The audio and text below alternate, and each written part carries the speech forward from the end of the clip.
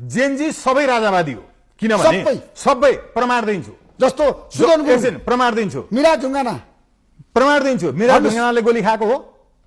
सुदनले गोली खाएको हो कि पानी बाँडेको गोली खानेको हो सुरेन्द्रजङ थापा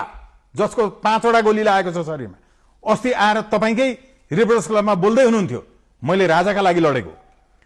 तपाई हरेक गोली खाने जेनजीलाई हस्पिटलमा गएर सोध्नुस् ती सबैले प्रधानमन्त्री भेट्न जाँदा संहिता खारेज गरोस् भने कि भनेनन् ती सबै जेनजी साथीहरू जो हस्पिटलमा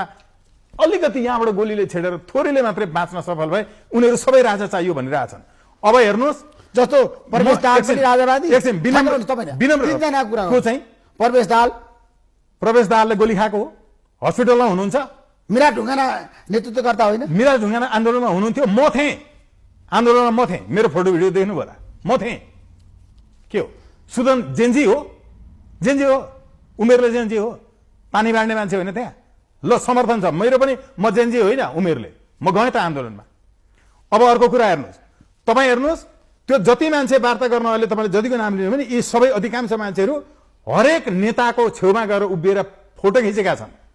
यिनीहरू कि अमेरिकन एजेन्ट छन् कि यिनीहरू अर्को कुनै आइएनजिओको सदस्य छन् कि यिनीहरू बाँचे जति सबै जो वार्ता गर्न गए यिनीहरू हरेकले ओली देउबा प्रचण्डसँग फोटो खिचेका छन् मर्ने कसैको फोटो छैन